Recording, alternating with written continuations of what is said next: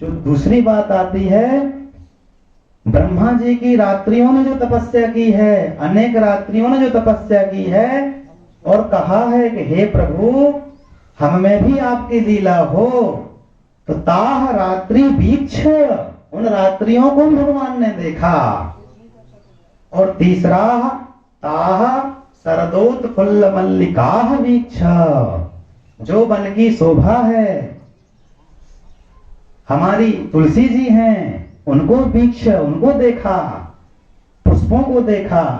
और मल्लिका का पुष्प जो केवल बसंत में खिलता है, परंतु भगवान के वीक्षण से शरदोत्फुल्ल मल्लिका, शरद ऋतु में भी वह फूल गया भगवान के वीक्षण से। अथवा जो भी रासलीला की सामग्री है वह बाहर से नहीं आई, अपितु भगवान के वीक्षण से ही उत्पन्न हो गई। तद ईक्षत, उस सब सामग्री को भगवान ने देखा। क्योंकि जब भगवान को संसार बनाने के लिए कुछ आवश्यकता नहीं पड़ती है, तो रास क्रीड़ा के लिए सामग्री उत्पन्न करने के लिए भी किसी की आवश्यकता नहीं पड़ती है, वही उत्पन्न हो जाती है केवल तद भी ईक्षत, भगवान के ईक्षण मात्र से, देखने मात्र से। श्री वाचस्पति मिश्र एक बहुत बड़े विद्वान हुए हैं, उन्होंने ग्रंथ में लिखा है इसका उत्तर देते हुए, यस्य निःश्वसितं वेदाः वीक्षित में तत्पंचभूतानि स्मृत में तच्चराचरम यस्य च सुप्तिर महाप्रलयः। कि जब भगवान के यस्य निःश्वसितं वेदाः, भगवान ने श्वासों से वेद को उत्पन्न कर दिया। जिनकी श्वास से वेद उत्पन्न होता हो, वीक्षित में तत् पंचभूतानि, देखने मात्रे पंचभूत उत्पन्न हो जाते हो और पंचीकृत हो जाते हो, 25 तत्वों में बढ़ जाते हो। स्मृत में तक चराचरम, जिनके मुस्कुराने से, स्मरण मात्र से चराचर विश्व उत्पन्न हो जाता हो। और यस्य च सुप्तिर महाप्रलयः, सारी लीला करने के बाद जैसे मकड़ी अपने जाले को अपने में समाहित कर लेती है, और भगवान सारी लीला करने के बाद जब थोड़ा थकान महसूस करते हैं, जब सोते हैं, तो स्मृत महाप्रलयः, सारा संसार प्रलय की गोद में चला जाता हो। तो जिनकी श्वास से वेद बने हो, देखने से पंचभूत बने हो, मुस्कुराने से चराचर बना हो, एवं शयन से प्रलय हो जाता हो, जाकी श्वास सहज श्रुतिचारी, सो प्रभु पड़यः कौतुक भारी। कि जिनकी श्वास से वेद उत्पन्न हो जाते हो, यदि वो रास लीला की सामग्री वीक्षण मात्र से उत्पन्न करते हो, तो कोई बड़ी बात नहीं। और वह परब्रह्म परमात्मा मनुष्य लीला में पढ़ने जाता हो, यह सबसे बड़ी बात है। कि जिन वेदों को पढ़ने के लिए हम लोग गुरुकुल में रहते हैं, वेदानाम अंतः वेदांतः तस्य शब्दार्थ ज्ञानार्थम गुरुकुलान गच्छन्ति। वेदों का अर्थ जानने के लिए, परब्रह्म परमात्मा को जानने के लिए हम लोग गुरुकुल में जाते हैं। उस परब्रह्म परमात्मा को मनुष्य लीला करने में भी पढ़ने जाना पड़ा। कि जिनके श्वास से वेद स्वयं उत्पन्न हुआ हो, वह पढ़े, कौतुक है। तो भगवान ने वीक्षण मात्र सारी व्यवस्था की, ब्रह्मा जी की रात्रियों को देखा, वेद की ऋचाओं को देखा, सिद्ध संतों ऋषियों मुनियों को देखा, तथा मल्लिकादि पुष्पों को देखकर सबको साकार रूप बनाया, और वृंदावन का वीक्षण करके, रास का आधान करके मन का सन्निवेश किया। रंतु मनश्चक्रे, कहते हैं भगवान तो अमना है।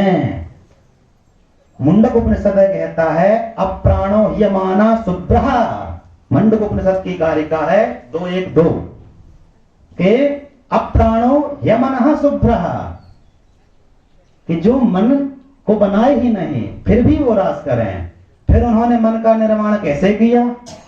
तो कहते हैं योग माया उपाश्रिता, योग माया की सहायता से। योग माया के बिना यह काम नहीं हो सकता। तो योग माया क्या है महाराज? तो भगवान की अचिंत शक्ति का नाम योग माया है। भगवान से प्राणियों का योग कराने मिलाने के लिए भगवान की जो कृपा है वह योग माया है। माया बंधे कृपायाम च योगाय या माया सा योग माया।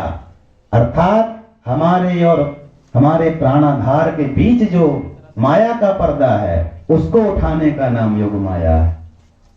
उस योग माया का भगवान ने आश्रय लिया। दूसरा तात्पर्य कहता है योग माया उपाश्रिता, योग मायाम श्री राधाम उप आश्रिता सर्वाश्रयोपि भगवान।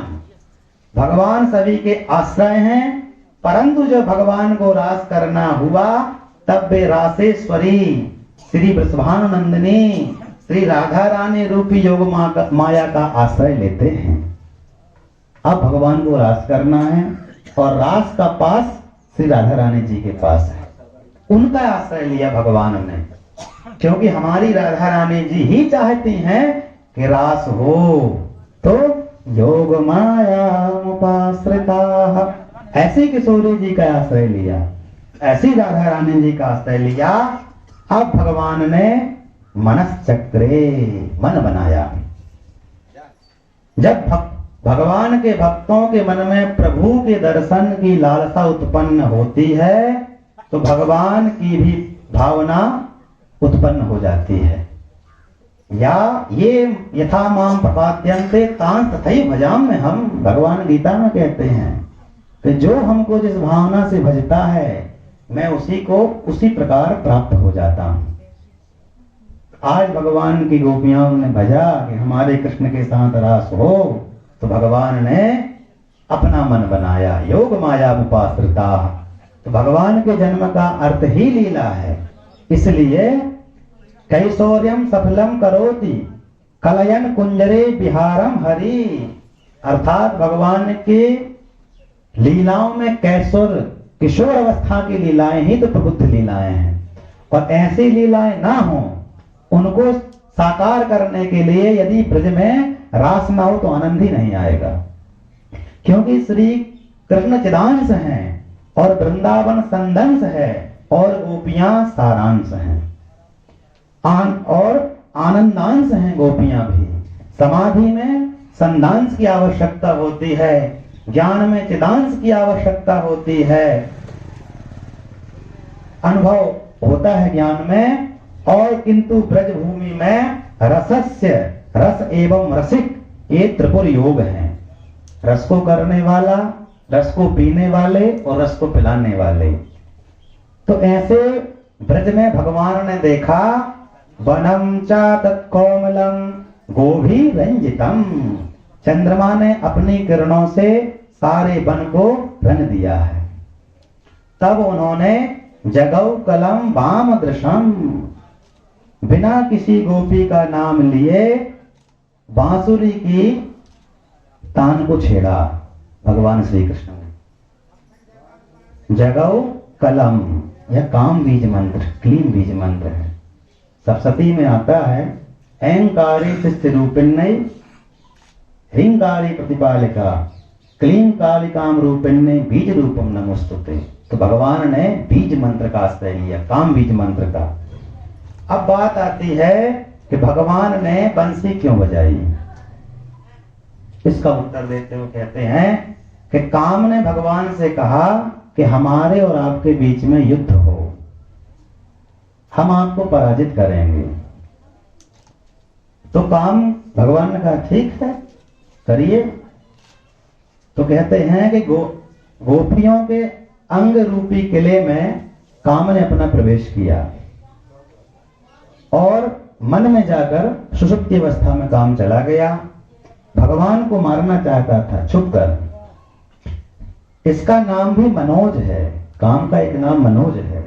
तो मन से इसकी उत्पत्ति होती है। वेद कहता है चंद्रमा मनसो जाता, अर्थात ज्योतिष शास्त्र में कहते हैं यदि अस्माकं मनः भक्त्याम ज्ञाने वैराग्ये एकत्री न भवति ततः चंद्रमायाः दशा निश्चितम। हमारा मन जब न लगता हो आध्यात्म में, परिवार में, भटकाव में लगता हो तो ये समझ लीजिए कि ज्योतिष शास्त्र के अनुसार आपको चंद्रमा की दशा चल रही है, या फिर आपका चंद्रमा नीच राशि के साथ बैठा हुआ है।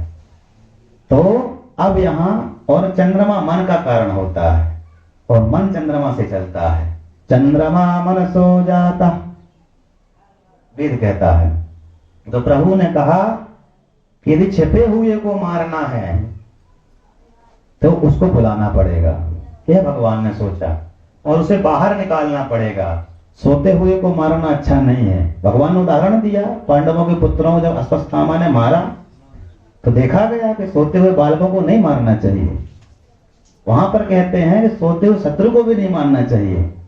तो भगवान ने सोचा कि इसको जगाना पड़ेगा, क्योंकि अग्नि है, काम का एक नाम कामाग्नि है। इसलिए कामाग्नि को प्रज्वलित करने के लिए बंसी बजाई। जैसे हमारे स्वर्णकार बंधु, अब तो वो आ गया है वो यंत्र, नहीं तो पहले ये होता था कि सोनी लोग उसको फूंकते थे, आग जलती थी बांस की फूकनी को। तो ऐसे भगवान ने कामाग्नि जलाने के लिए बांस का सहारा, बंसी का सहारा लिया कि जब इसकी फूंक पड़ेगी तो निश्चित प्रज्वलित हो जाएगा। दूसरा अर्थ कहते हैं कि जब कोई महत्वपूर्ण कार्य करना होता हो तो अपने इष्ट का ध्यान करना चाहिए। तो रास से पूर्व भगवान श्री कृष्ण ने अपने इष्ट अर्थात भगवान शिव जी का ध्यान किया। और यदि बंसी को हम उल्टा लिखें तो बंसी का अर्थ शिव हो जाता है, इसलिए भगवान ने बंसी का सहारा लिया। वहां बंसी का अर्थ शिव माना गया है। और अपने इष्ट को अधरों का आसन दिया, अपने मयूर पक्ष से उन पर छत्र लगाया और अपने अधरामृत से उनको भोग लगाया और अपनी अंगुलियों से उसकी सेवा की और बंसी बजाई भगवान ने। क्योंकि काम को जलाने के लिए भगवान ने किया शिव जी ने। जब सेवती सर नयन योघारा, जब सेवती सर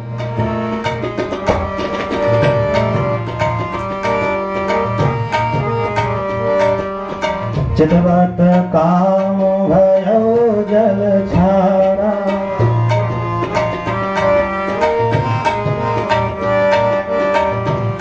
देखने मात्र से भगवान शिव के काम जलकर नष्ट हो गया।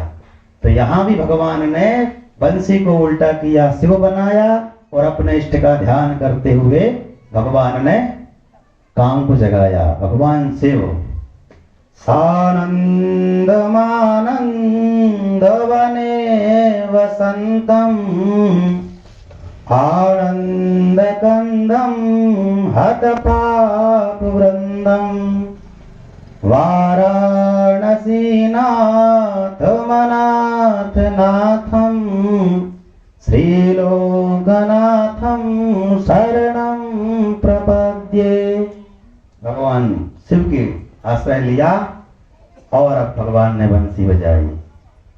निशम गीतम तदनंग वर्धनम विजस्त्रयाय श्री कृष्ण गृहीत मानस। आज भगवान ने बंसी बजाई।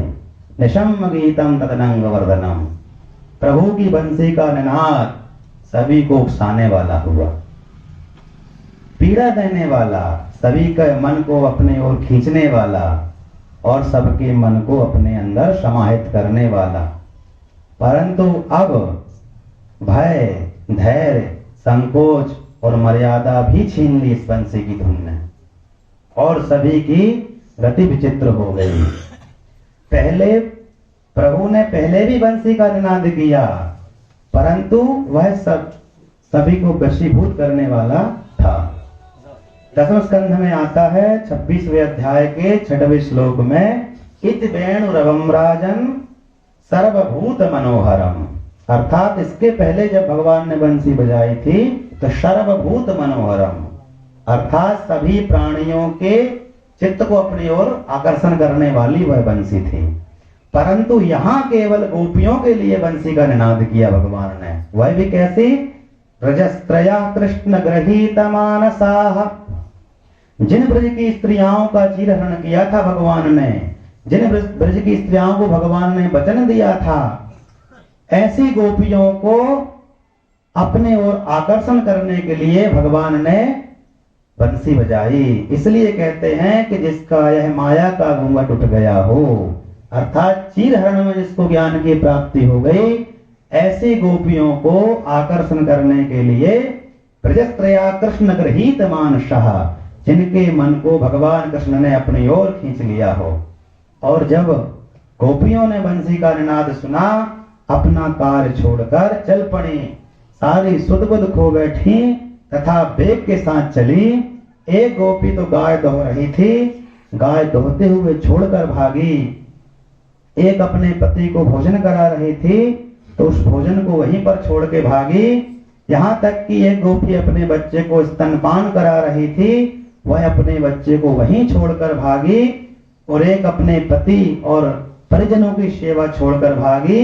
लिम्पंत्या प्रवजन्त्योन्या अंजन्त्या काश्चलोचने, अर्थात एक अपने शरीर में उपटन लगाए हुई थी, वो वैसे ही भागी। एक अपनी आंखों में काजल लगा रही थी, वो वैसे ही भागी। और एक तो अपने वस्त्रों को भी नहीं सुधार पाई और ऐसे भागी, उनके वेग को रोकने के लिए किसी का सामर्थ्य नहीं हुआ। जिस प्रकार भगवती गंगा, गौमुख से भगवती गंगा जब निकलती है हिमालय से, तो आप लाख पुल बांध लीजिए, उसके वेग को नहीं रोक सकते, वो अंत तो गत्वा सागर में ही समाहित होगी। उसी तरह गोपियों का वेग कोई नहीं संभाल सका। पिता, पति, भाई एवं जाति के लोग भी नहीं रोक सके। वे कैसे रुकती? क्योंकि श्री कृष्ण ने उनके प्राण, मन, आत्मा सब कुछ अपहरण कर लिया था। इसलिए भगवान का नाम कृष्ण है। मनः कर्षयति इत्यनेन कारणेन कृष्ण, जो अपने ओर हमारे मन को खींच दे, वह कृष्ण है।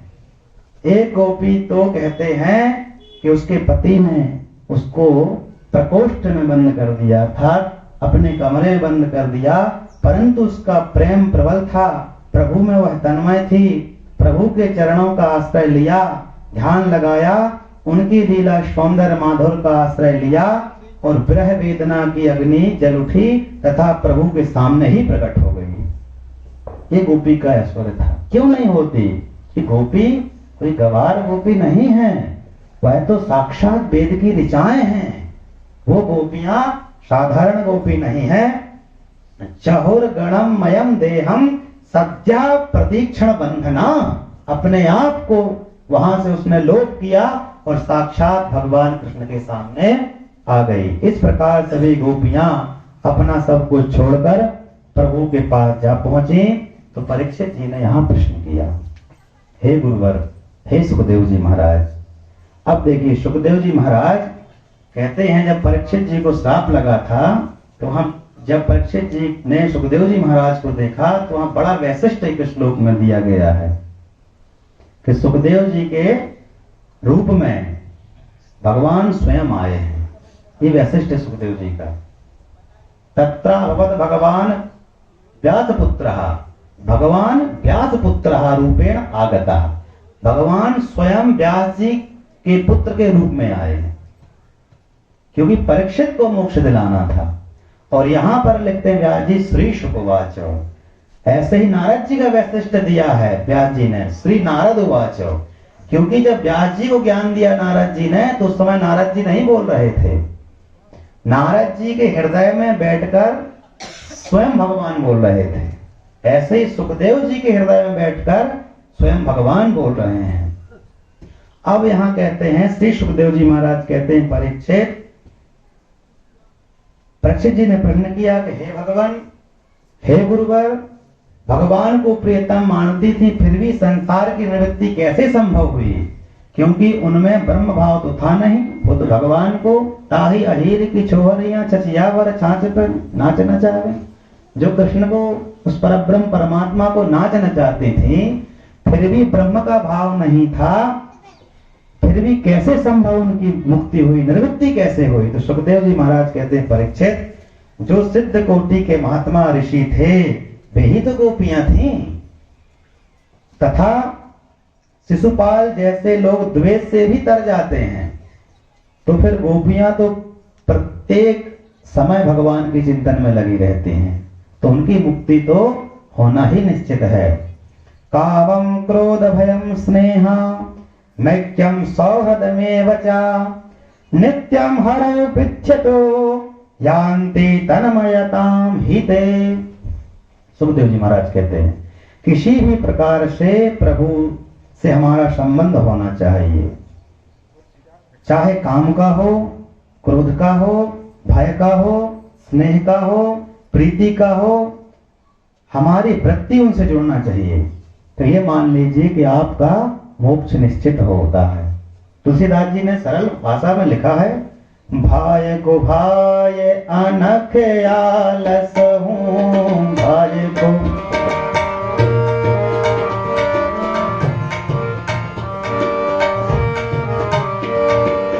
नाम जपत मंगल दिशि दस हूँ, जपत मंगल।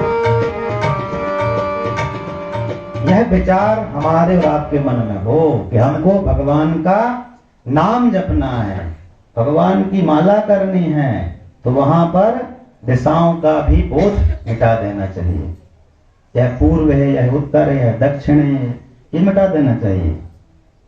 10 दिशाओं में 4 दिशाएं, 4 उपदिशाएं, किसी भी दिशा में बैठ के आप भगवान के नाम का संकीर्तन करिए, जाप करिए। तुलसीदास जी कहते हैं नाम जपत मंगल दिशि दस हूं। ऐसी गोपियां नित्य निरंतर भगवान के नाम में, उनके स्मरण में कार्य करती थी ग्रह का, और अपने मन को भगवान के पास रखती थी। ऐसी गोपियां जब सब कुछ छोड़कर भगवान कृष्ण के पास आई, अब भगवान ने स्वागत किया। स्वागतम वो महाभाग प्रिया किम करवाणि वा।